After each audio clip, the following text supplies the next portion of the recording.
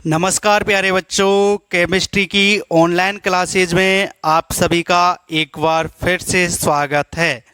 प्यारे बच्चों, हम ठोस अवस्था सॉलिड स्टेट पहला चैप्टर केमिस्ट्री का पढ़ रहे थे। इसके अंतर्गत हमने आपको बहुत इम्पोर्टेंट चीज़ें बता दी हैं और आगे जो मैं टॉपिक पढ़ाने जा रहा हूँ ये बहुत ही इम्पोर्टेंट भी है और बहुत टफ भी पड़ता है, लेकिन आज इसको पढ़ने के बाद आपके लिए टॉपिक बहुत ही सिंपल लगेगा। इस टॉपिक में से एग्जाम में क्वेश्चन 101% पूछा जाता है, इसलिए भी ये इम्पोर्टेंट हो जाता है।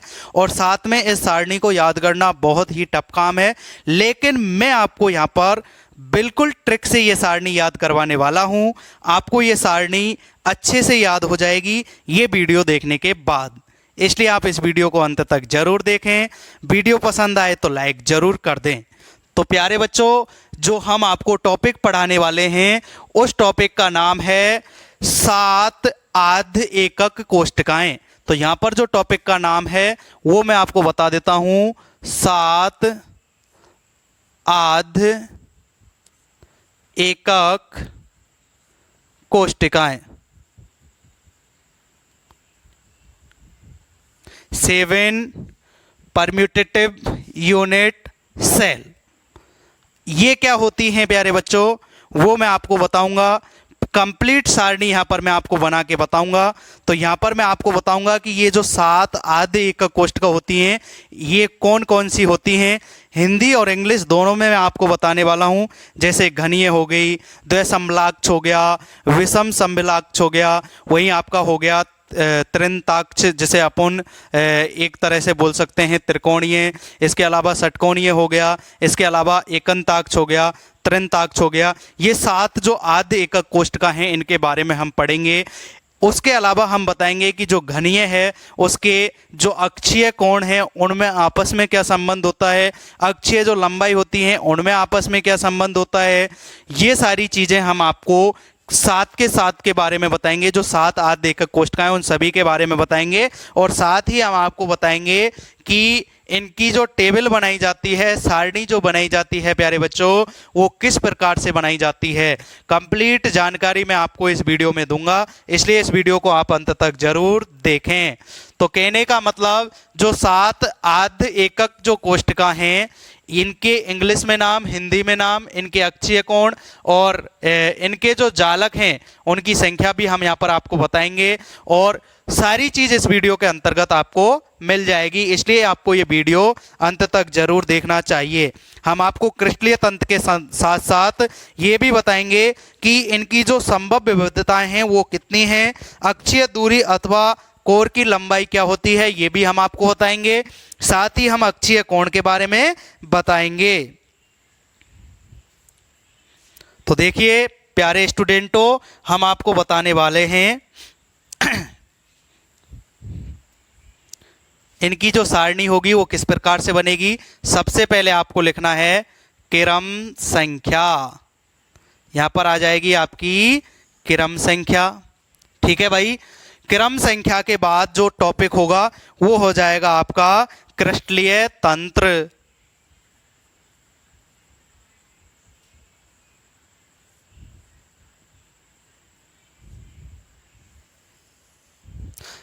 पहला हो जाएगा क्रम संख्या, दूसरा हो जाएगा क्रिस्टलीय तंत्र और तीसरा हो जाएगा आपके जो यूनिट सेल हैं उनके नंबर कितने हैं, संख्या हो जाएगी।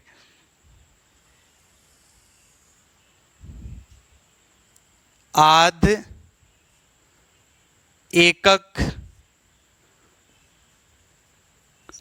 एकक कोष्ठकों की संख्या।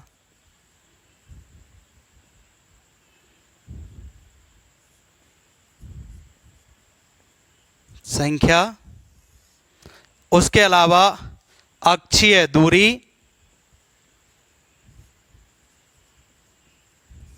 और लास्ट में बताएंगे प्यारे बच्चों अक्षीय कोण।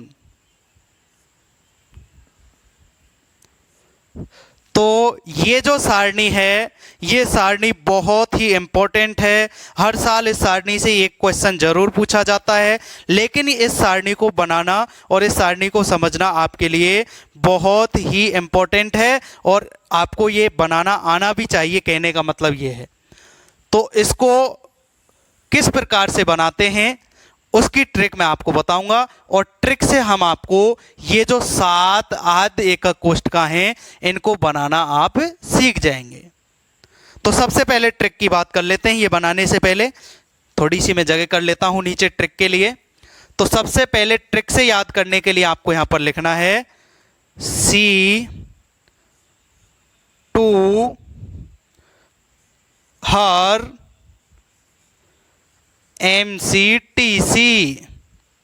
ठीक है प्यारे बच्चों, C2 हर MCTC। C का मतलब है क्यूबिक, क्यूबिक मतलब घनीय। ठीक है भाई, C का मतलब क्यूबिक, क्यूबिक मतलब घनीय। T4 tetra zonal. क्या हो गया प्यारे बच्चों? T4 टेट्राजोनल, और टेट्राजोनल का मतलब हो गया द्विसमलंबाक्ष।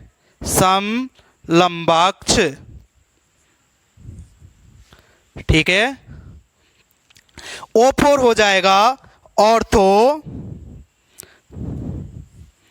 ORTHO, ऑर्थोहेड्रल। सॉरी माफ कीजिए, O4 होगा ऑर्थोरोम्बिक। O4 हो जाएगा ऑर्थोरोम्बिक, जिसका हिंदी अर्थ होता है प्यारे बच्चों विषम लंबाक्ष।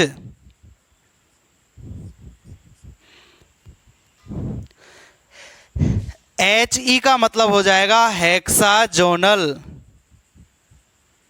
और हेक्साजोनल का मतलब होता है षटकोणीय। एक एक चीज को मैं आपको बारीकी से समझाऊंगा और इस ट्रिक से कंप्लीट मैं आपको यहां पर याद करवा दूंगा। जो आपकी 7 आध एकक जो कोष्ठका हैं उनको सबको मैं यहां पर आपके लिए अच्छे तरीके से याद करवा दूंगा, इसलिए आप इसको अच्छे से याद करते चलें। R का मतलब है रोम्बोहेड्रल,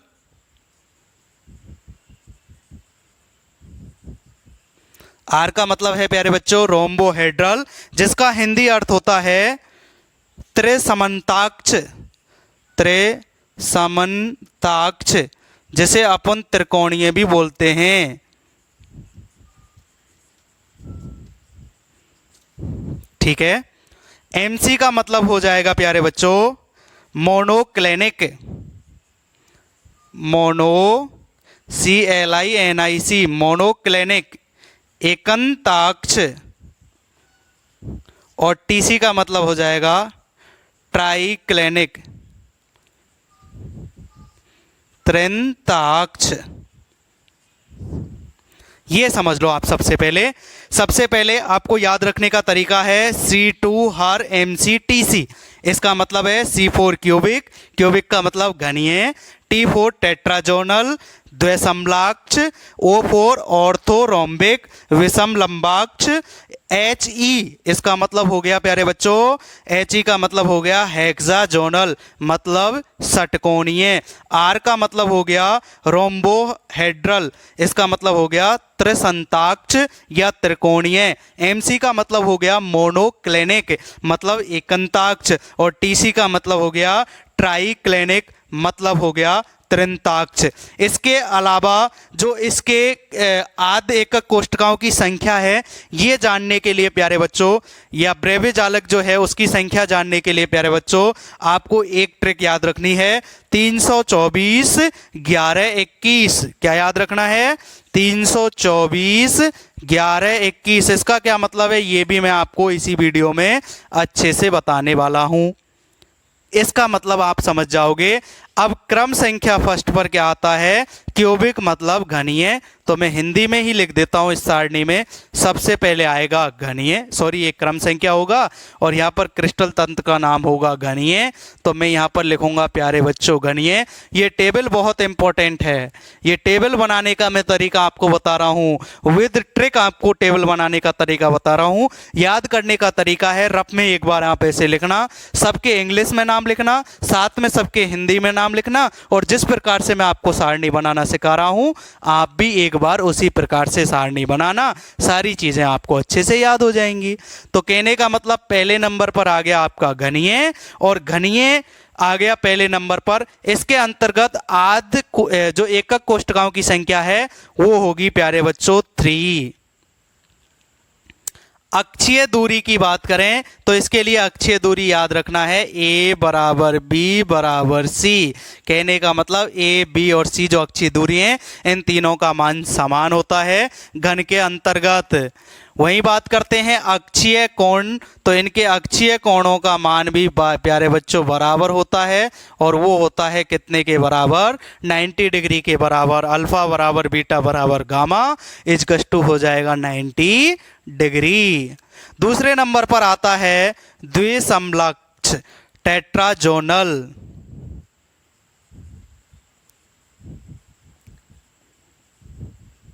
द्विसमलंबाक्ष, ठीक है प्यारे बच्चों। इसके अंतर्गत जो आध एकक कोष्ठकों की संख्या है वो होगी प्यारे बच्चों कितनी, 2। और इसके लिए आपको याद रखना है a बराबर b, लेकिन b किसके बराबर नहीं होता है, c के बराबर नहीं होता है। ये चीज आपको अच्छे से याद रखनी है। कहने का मतलब a b के बराबर होगा लेकिन किसके बराबर नहीं होगा, c के बराबर नहीं होगा। ये चीज आपको याद रखनी है। अगर बात करें अपन इसके अंतर्गत अक्षीय कोण की बात, तो अल्फा बराबर बीटा बराबर गामा बराबर 90 डिग्री। याद करने का तरीका भी मैं आपको लास्ट में अच्छे से बताऊंगा। पहले अपन बना रहे हैं इसकी सारणी। तीसरे नंबर पर जो आता है प्यारे बच्चों वो होता है अपन का ऑर्थोरोम्बिक मतलब विषम लंबाक्ष। तो यहां पर लिखेंगे विषम लंबाक्ष, और इसमें जो एकक कोष्ठकों की संख्या होगी वो होगी 4। ये कौन कौन सी होती हैं ये भी मैं आपको बताऊंगा। इनका मतलब है प्यारे बच्चों कि घनीय जो है उसमें आध जो एकक कोष्ठक हैं उनकी संख्या 3 है। अब ये एकक कोष्ठक 3 कौन कौन सी हैं, एससीसी मतलब सिंपल क्यूबिक यूनिट सेल, सरल घनीय एकक कोष्ठक। साथ में बीसीसी, दूसरी कौन सी है बीसीसी, और तीसरी कौन सी है एफसीसी। बीसीसी मतलब अंतः केंद्रित एकक कोष्ठक और एफसीसी फलक केंद्रित एकक कोष्ठक। इसी प्रकार से द्विसमलक्ष के अंतर्गत एससीसी और बीसीसी आता है। विषम लंबाक्ष के अंतर्गत ये चारों ही आते हैं, एससीसी, बीसीसी, एफसीसी और लास्ट में ईसीसी। आगे प्यारे बच्चों बात समझ में। इसके अंतर्गत क्या होगा, अक्षीय दूरी आपस में बराबर नहीं होंगी तीनों, और अगर बात करें इनके अक्षीय कोणों की तो इनके तीनों के मान भी क्या होते हैं प्यारे बच्चों, समान होते हैं। और वो कितने डिग्री के होते हैं, 90 डिग्री के होते हैं। ये चीज आपको अच्छे से याद रखनी है। पहली हो गई घनीय, दूसरी हो गई द्विसमलंबाक्ष, तीसरी हो गई विषमलंबाक्ष, और अब बात करते हैं चौथा, और चौथा है आपका हेक्साजोनल मतलब षटकोणीय। तो यहाँ पर मैं इसको मिटा रहा हूँ और यहाँ पर मैंने इसको मिटा दिया, और इधर से ये भी मैंने हटा दिया यहाँ पर से, और ये मैंने लिख दिया यहाँ पर चौथे नंबर पर हेक्साजोनल षटकोणीय। और षटकोणीय के अंतर्गत जो एकक कोष्ठकों की संख्या होगी वो होगी प्यारे बच्चों 1, जो कि होगी एससीसी सिंपल वाली। इसके अंतर्गत अगर अपन बात करें तो यहाँ होगा ए तो बी के बराबर होगा लेकिन सी के बराबर नहीं होगा। अगर कोण की बात करें तो अल्फा बीटा के तो बराबर होगा और ये 90 डिग्री के बराबर होंगे, और जो गामा होगा वो 120 डिग्री के बराबर होगा प्यारे बच्चों। ये चीज आपको याद रखनी है। चौथा हो गया आपका रोम्बोहेड्रल, और रोम्बोहेड्रल का मतलब है त्रिकोणीय या त्रिसंताक्ष। तो यहां पर अपन का आ गया 5वें नंबर पर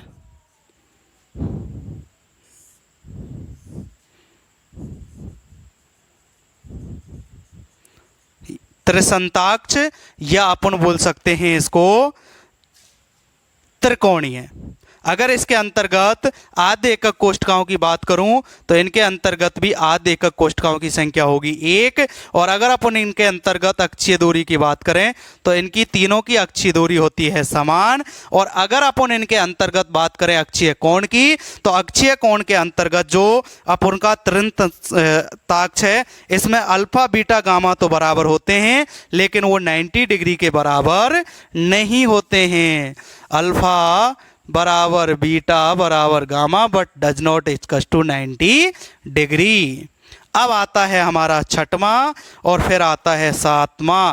छठवां मतलब एमसी मतलब मोनोक्लिनिक, और मोनोक्लिनिक का मतलब हो गया एकंताक्ष।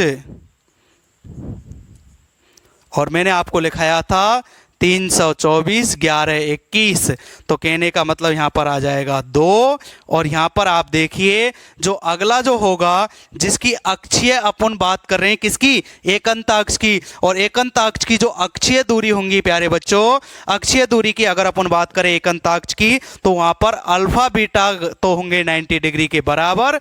बट सॉरी, यहाँ पर कोण की बात नहीं कर रहे हैं, पहले अपन करेंगे अक्षीय दूरी की बात और उसके बाद करेंगे कोण की बात। तो यहाँ पर जो इनकी अक्षीय दूरी होती हैं वो आपस में बराबर नहीं होती हैं। और कोण की बात करें तो अल्फा और बीटा तो होते हैं 90 डिग्री के बराबर, but gamma does not equals to 90 degree, मतलब गामा 90 डिग्री के बराबर नहीं होता है। किसके अंतर्गत प्यारे बच्चों, एकंताक्ष के अंतर्गत, मोनोक्लिनिक के अंतर्गत। अब बात करेंगे सातवां और लास्ट त्रिंताक्ष, और इसमें अपन बताएंगे आपके लिए कि इनकी जो व्यवस्था होती है वो किस प्रकार से होती है। तो देखिए यहाँ पर त्रिंताक्ष के बारे में, त्रिंताक्ष, और त्रिंताक्ष में आप लिखोगे आधे एकक कोष्ठकाओं की संख्या 1। इनके भी अक्षीय जो दूरी हैं वो समान नहीं होती हैं, इनमें अल्फा बीटा और गामा बराबर नहीं होते हैं, और ना ही ये 90 डिग्री के बराबर भी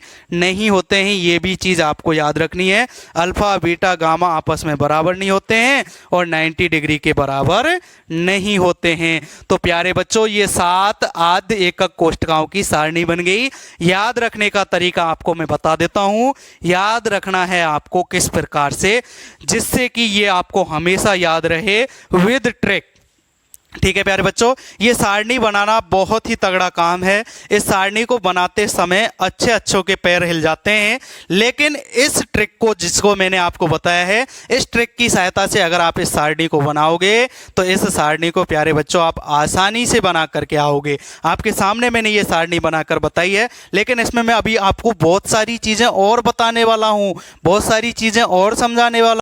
तो प्यारे बच्चों इसको याद करने का मैं तरीका आपको बता रहा था, ट्रिक में बता रहा था। तो मैंने बताया C2 हर MCTC, इसका क्या मतलब है, C4 होगा क्यूबिक, क्यूबिक का मतलब होगा घनीय, T4 होगा टेट्राजोनल, टेट्राजोनल मतलब द्वैसमलाक्ष, O4 होगा ऑर्थोहेड्रल, उसका मतलब होगा विषम लंबाक्ष, He का मतलब होगा हेक्साजोनल और हेक्साजोनल मतलब षटकोणीय, R का मतलब होगा रोम्बोहेड्रल, इसका मतलब होता है त्रिसंताक्ष, जिसे अपन बोलते हैं त्रिकोणीय अथवा त्रिकोणीय भी बोल सकते हैं। उसके अलावा प्यारे बच्चों MC का होगा मोनोक्लिनिक, मोनोक्लिनिक मतलब एकंताक्ष, और TC का मतलब होगा ट्राई क्लिनिक, और ट्राई क्लिनिक का मतलब हो गया त्रिंताक्ष। तो ये तो हो गई अपन के एक क्रम से याद रखने का तरीका। ठीक है प्यारे बच्चों, उसके बाद आधे एकक कोष्ठकाओं की संख्या याद करने के लिए आपको जो ये क्रम बताया है, इसी क्रम के साथ साथ आपको याद रखना है 324 11 21। तो आप देखिए 3 2 4 1 1 2 और 1 यहाँ पर मैंने लिख दिया है। इसका मतलब है कि जो घनीय है इसमें जो एकक कोष्ठकाओं की संख्या होगी वो कितनी होगी, 3। द्वैसमलाक्ष में एकक कोष्ठकाओं की संख्या 2, विषम लंबाक्ष में एकक कोष्ठकाओं की संख्या 4, षटकोणीय के अंतर्गत 1, त्रिसंताक्ष अर्थात त्रिकोणीय के अंतर्गत 1, एकंताक्ष के अंतर्गत 2 और त्रिंताक्ष के अंतर्गत होगी प्यारे बच्चों इनकी संख्या होगी 1। आधे एकक कोष्ठकाओं की संख्या है ये। अब बात करते हैं कि जो घनीय होता है, अक्षीय दूरी याद रखने का क्या तरीका है। तो आपको सबसे पहले a बराबर b बराबर c लिखना है। उसके बाद a और b को तो बराबर रखना है लेकिन c को बराबर नहीं रखना। तो a बराबर b लेकिन c इसके बराबर नहीं है। फिर तीनों को ही बराबर नहीं करना है, ध्यान रखना। स्टार्टिंग में a बराबर b बराबर c, उसके बाद a और b तो बराबर हैं लेकिन c बराबर नहीं है, और तीसरा a बराबर b बराबर c, तीनों ही आपस में बराबर नहीं करने हैं। उसके बाद ये मध्यम वाला आपको लिखना है, उल्टा लिखना है, बीच वाले से स्टार्ट करना है। फिर लिखना है a बराबर b लेकिन c के बराबर नहीं। देखो a बराबर b लेकिन c के बराबर नहीं। फिर a b और c तीनों बराबर हो गए, और उसके बाद लास्ट बचा आपका तीनों ही बराबर नहीं है, तीनों ही बराबर नहीं है। नहीं आई बात समझ में? दोबारा समझो। सबसे पहले आपको लिखना है a बराबर b बराबर c, फिर लिखना है a b के तो बराबर है लेकिन c के बराबर नहीं है। फिर तीसरा लिखना है आपको तीनों ही आपस में बराबर नहीं है। फिर चौथा जो लिखना है आपको बीच वाला लिखना है, मतलब a b के तो बराबर है लेकिन c के बराबर नहीं है। फिर लिखना है आपको a बराबर b बराबर c, और फिर लास्ट के जो दो हैं उनमें तीनों को आपस में बराबर नहीं करना है। ये याद करने का तरीका हो गया। अब आपको याद करना है अक्षीय कोण। तो अक्षीय कोण याद करने का तरीका आपको बता देता हूं। अल्फा बीटा गामा आपस में बराबर हैं कितने डिग्री के? 90 डिग्री के। ऐसा आपको लगातार 3 बार करना है। अल्फा बराबर बीटा बराबर गामा 90 डिग्री, अल्फा बराबर बीटा बराबर गामा 90 डिग्री, अल्फा बराबर बीटा बराबर गामा बराबर 90 डिग्री। ऐसा आपको 3 बार करना है। चौथी बार आपको लिखना है अल्फा और बीटा तो 90 डिग्री के बराबर है आपस में, लेकिन जो गामा है वो 120 डिग्री के बराबर होगा। अल्फा बराबर बीटा बराबर 90 डिग्री, बट गामा कितने डिग्री के बराबर है? 120 डिग्री के। फिर आपको लिखना है अल्फा बीटा तो आपस में बराबर हैं लेकिन गामा बराबर नहीं है इनके, और ये किसके बराबर, सॉरी माफ कीजिए, आपको लिखना है अल्फा बीटा गामा तीनों बराबर हैं लेकिन किसके बराबर नहीं है? 90 डिग्री के बराबर नहीं है। फिर लिखना है आपको second last, alpha beta 90 degree के बराबर हैं लेकिन गामा 90 डिग्री के बराबर नहीं है, और लास्ट में आपको लिखना है तीनों ही आपस में बराबर नहीं है और ना ही ये 90 डिग्री के बराबर है। ये आपको एक ट्रिक बताई है मैंने, इन 7 आध एकक कोष्ठकों की सारणी याद करने की ये ट्रिक है। तो प्यारे बच्चों, आपको ये सारणी याद करनी है, खुद के हाथ से एक बार रफ में बनानी है, और जिस प्रकार से मैंने ट्रिक आपको बताई है उसी प्रकार से आपको इसको बनाना है। और जब आपने खुद बगैर देखे इसको एक बार हाथ से बना लिया, फिर ये आपकी परमानेंट मेमोरी के अंतर्गत आ जाएगा। कहने का मतलब ये आपको हमेशा हमेशा के लिए याद हो जाएगी। तो मुझे उम्मीद है ये जो सारणी जो बेहद टफ होती है, जो बहुत ही कम लोगों के द्वारा बनाई जा सकती है, वो सारणी अब जो बच्चे मुझे देख रहे हैं वो सभी आसानी से इस सारणी को बना पाएंगे, ऐसी मुझे आपसे उम्मीद है। तो प्यारे बच्चों, ये सारणी थी आपके सामने। इसको बनाने का तरीका कंप्लीट मैंने बता दिया है। अगर आपको एक बार समझ में नहीं आया तो इसको शुरू से दोबारा देखें, अगर 2 बार नहीं आया तो 3 बार देखें, लेकिन अंत में आप पाओगे कि आप इसको आसानी से समझ जाओगे। कहने का मतलब आपको अंत में एहसास होगा कि आपको ये सारणी कंप्लीट याद हो गई है। मैंने तरीका आपको बता दिया, C2 हर MCTC। ठीक है दोस्तों, 324 11 21 ये आपको याद रखना है। अक्षीय दूरी के लिए मैंने आपको बता दिया a बराबर b बराबर c, a और b बराबर लेकिन c के बराबर नहीं, तीनों ही आपस में बराबर नहीं, a बराबर b लेकिन c के बराबर नहीं, तीनों आपस में बराबर, और लास्ट के 2 आपस में बराबर नहीं। अक्षीय कोण के लिए मैंने बता दिया, लगातार अल्फा बीटा गामा 90 के बराबर 3 बार लिखना है। फिर अल्फा बीटा गामा 90 के बराबर लेकिन अल्फा बीटा तो 90 के बराबर लेकिन गामा 120 के बराबर। फिर अल्फा बीटा गामा आपस में बराबर लेकिन 90 के बराबर नहीं, अल्फा बीटा 90 डिग्री के लेकिन गामा 90 डिग्री के बराबर नहीं, और लास्ट में तीनों ही आपस में बराबर नहीं और 90 डिग्री के भी बराबर नहीं। तो ये सारणी याद करने का तरीका मैंने आपको बता दिया है। अब यहाँ पर जो आध एकक कोष्ठकों की संख्या लिखी है, इसका क्या मतलब है ये भी मैं आपको इस वीडियो में साथ के साथ समझा देता हूँ। यहाँ पर घनीय के अंतर्गत आपने 3 आध एकक कोष्ठक लिखी हैं, लेकिन मैंने अभी अभी आपको एकक कोष्ठकों के प्रकार बताए थे, जहाँ पर मैंने आपको 4 प्रकार की एकक कोष्ठकें बताई थी। पहली थी आध एकक कोष्ठक या सरल घनीय एकक कोष्ठक, या अपन उसको बोल सकते थे simple cubic unit cell, SCC। तो कहने का मतलब ये जो 3 होंगी इसके अंतर्गत SCC, BCC और FCC आएगा।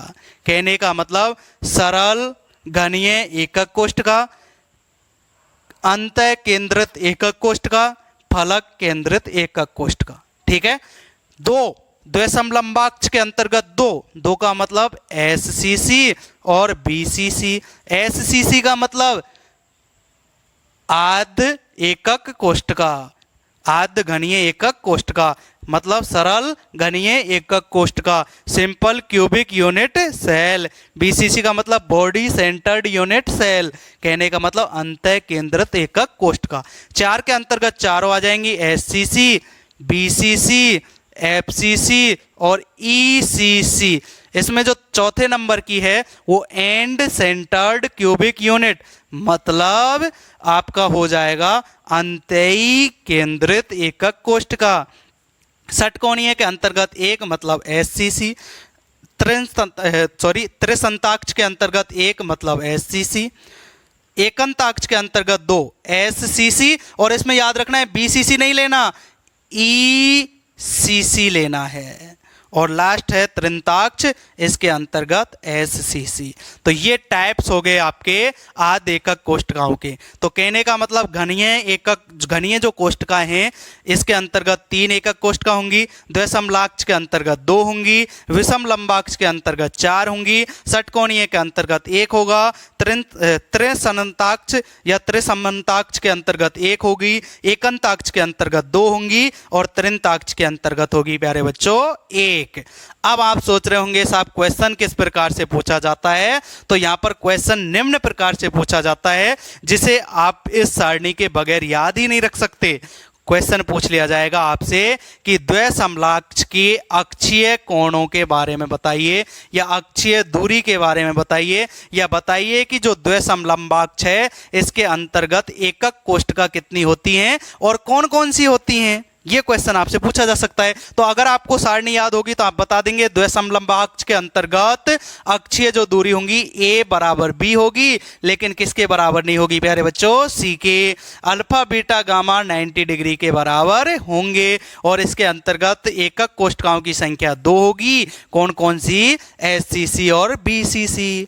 हो सकता है द्विसमलाक्ष ना पूछ के आपसे एकंताक्ष पूछ ले, आपसे घनीय पूछ ले, आपसे विषम लंबाक्ष पूछ ले, आपसे षटकोणीय पूछ ले, कोई सा भी आपसे पूछ ले। अगर आपको सारणी याद है तो आप फटाक से क्या दे दोगे, जवाब दे दोगे। फटाक से आप क्या बता दोगे, आंसर बता दोगे, और आसानी से आप नंबर प्राप्त कर लोगे। तो ये जो ट्रिक के साथ मैंने सारणी बनाना आपको सिखाया है, आप मुझसे प्रॉमिस करो कि आप रफ्स में आप खुद से बनाओगे और इसे सीखोगे और 1 नंबर आप आसानी से पक्का कर लोगे।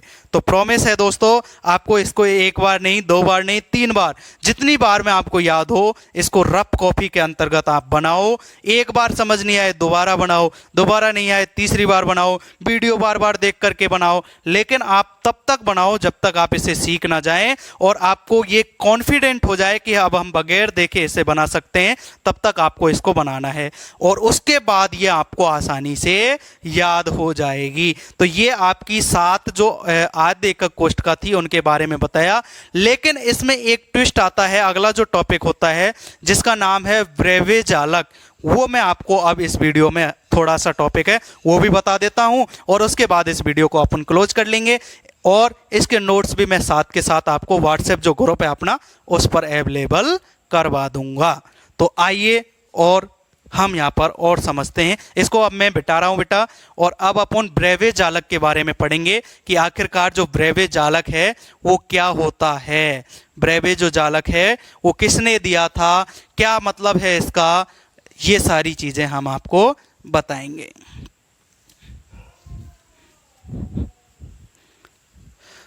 तो प्यारे बच्चों, एक फ्रांस के गणितज्ञ थे, ठीक है ना, उनका नाम ब्रेवे था। उन्होंने एक अवधारणा दी केमिस्ट्री के अंतर्गत। उन्होंने बताया कि जो ये आपके क्रिस्टल के अंतर्गत जो 7 प्रकार के ये जो क्रिस्टल होते हैं, ये क्रिस्टल अवयवी कणों के आधार पर, या पर अपन ऐसे कह सकते हैं, अवयवी कण को आप एक बार साइड में रखिए। उन्होंने ये कहा था, फ्रांस के गणितज्ञ थे ब्रेवे, उन्होंने कहा था कि जो आपने 7 क्रिस्टल पढ़े हैं अभी जो मैंने आपको बताया, ये जो 7 क्रिस्टल पड़े हैं, ये क्रिस्टल जो हैं एकक कोष्ठिका के आधार पर आगे बट जाते हैं और वो 14 भाग में बट जाते हैं। कहने का मतलब आगे चल के वो 14 हो जाते हैं। और जो ये 14 इनकी जो संख्या है, ये जो संख्या होती है प्यारे बच्चों, ये कहलाती है आपकी एक तरह से ब्रेवे जालकों की संख्या कहलाती है। कहने का मतलब ये आपके ब्रेवे जालक कहलाते हैं। कहने का मतलब अपन ने 7 पढ़े हैं और आगे बढ़ के ये हो जाएंगे 14। अपन अगर इसको अपनी लैंग्वेज में बोलना चाहें तो इस प्रकार से बोल सकते हैं कि जो फ्रांस के गणितज्ञ थे ब्रेवे, उन्होंने 1848 में बताया कि 7 क्रिस्टल जो समुदाय हैं उनकी जो एकक कोष्ठिकाएं होती हैं प्यारे बच्चों, उनमें जो अवयवी कणों की व्यवस्था के आधार पर 14 विभिन्न प्रकार के त्रिबिंब जालकों में इन्हें विभाजित किया जा सकता है। इन जो 14 विभिन्न प्रकार के त्रिबिंब जालक को हम ब्रेवे जालक कहते हैं। और ये जो ब्रेवे जालक होते हैं वो किस प्रकार से होते हैं, इसके बारे में मैंने आपको जो 7 पढ़ाए थे वही बता दिया था, लेकिन एक बार पुनः मैं आपको वही समझा देता हूं कि ये जो 14 होते हैं वो किस प्रकार से होते हैं। तो आपको मैं बता देता हूं कि जो अपन के 14 ब्रेवे जालक हैं वो किस प्रकार से हैं। मैंने आपको बताया कि जो फ्रांस के जो गणितज्ञ थे ब्रेवे, उन्होंने 1848 में इसके बारे में बताया था। और उन्होंने किस प्रकार से बताया था वो आपको मैं बता देता हूं। यहां पर लिखो क्रिस्टल समूह,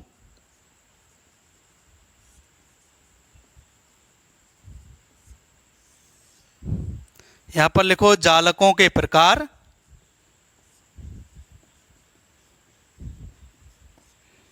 और यहां पर जालकों की संख्या।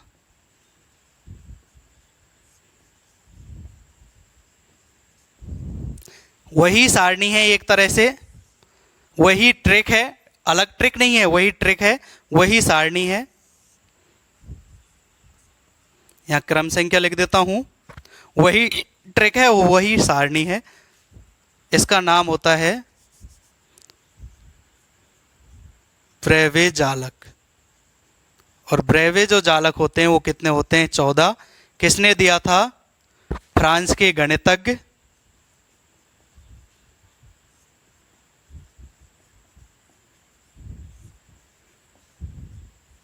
ब्रेवे ने 1848 में उन्होंने बताया कि जो क्रिस्टल जालक हैं 7 प्रकार के, इनमें अवयवी कणों की व्यवस्था के आधार पर जालकों की जो संख्या होती है वो 14 होती है। और इन 14 जो प्रकार के जो अपन के जालक थे उनको हमने बोल दिया लास्ट में ब्रेवे जालक। कारण कि फ्रांस के गणितज्ञ ब्रेवे ने इनको दिया था, इसलिए उनके नाम के आधार पर इनका नाम रख दिया ब्रेवे जालक। याद रखने के लिए सबसे पहले मैंने आपको ट्रिक जो बताई है वही ट्रिक फॉलो करनी है। C2 हर MCTC। सबसे पहले C4 क्यूबिक मतलब घनीय। दूसरा T4 टेट्राजोनल द्वैसमलंबाक्ष।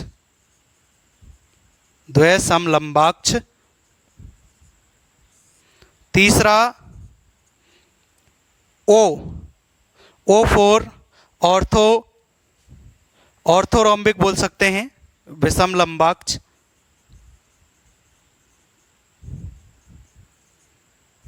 ठीक है। चौथे नंबर पर है HE हेक्साजोनल षटकोणीय। उसके बाद रोम्बोहेड्रल त्रिकोणीय, त्रिसमन्ताक्ष जिसे बोलते हैं। छठा एकंताक्ष। और 7वां हो गया आपका TC ट्राइक्लिनिक त्रिंताक्ष। ठीक है। 7 ये हो गए अपन के क्रिस्टलीय जालक। जालकों की प्रकार, उसके बाद जालकों की संख्या। तो जालकों की संख्या याद रखने के लिए मैंने बताया 324 11 21। इस आधार पर लिख दो 324 11 21। कौन कौन से होंगे प्यारे बच्चों? घनीय के अंतर्गत SCC, BCC और FCC। द्वैसमलाक्ष के अंतर्गत होंगे SCC और BCC। विषम लंबाक्ष के अंतर्गत SCC, BCC, FCC और ECC। षटकोणीय के अंतर्गत SCC, त्रिकोणीय के अंतर्गत SCC, एकंत अक्ष के अंतर्गत SCC और याद रखने के लिए ECC और लास्ट है SCC। ठीक है, आप घबराए नहीं, ये मत सोचना सर ने इंग्लिश में लिख दिया। SCC मतलब सरल, BCC मतलब अंतः केंद्रित, FCC मतलब फलक केंद्रित। SCC मतलब सरल, BCC मतलब अंतः केंद्रित, SCC मतलब सरल, BCC मतलब अंतः केंद्रित, FCC मतलब फलक केंद्रित और ECC मतलब हो गया अंतःई केंद्रित। SCC मतलब सरल, SCC मतलब सरल, SCC मतलब सरल, ECC मतलब अंतःई केंद्रित चौथा वाला और लास्ट में SCC मतलब सरल घनीय एकक कोष्ठ का। जालकों की संख्या 3, 2, 4, 3 और 2 हो गया 5, 5 4 हो गया 9, 9 और 1 10, 10 और 1 11, 11 और 2 हो गया 13, 13 और 1 हो गया प्यारे बच्चों टोटल 14। तो ये 14 प्रकार के ब्रैवे जालक होते हैं। तो इस वीडियो के अंतर्गत मैंने 7 आद्य एकक कोष्ठकों के बारे में बात की और साथ में ही इनके क्रिस्टलीय जालकों की बात की और साथ में ही इनके अंदर उपस्थित एकक कोष्ठकों के बारे में बात की, इनके अक्षीय कोण और अक्षीय दूरियों के बारे में बात की। मुझे उम्मीद है ये वीडियो आपको बेहद पसंद आया होगा। धन्यवाद। जय हिंद।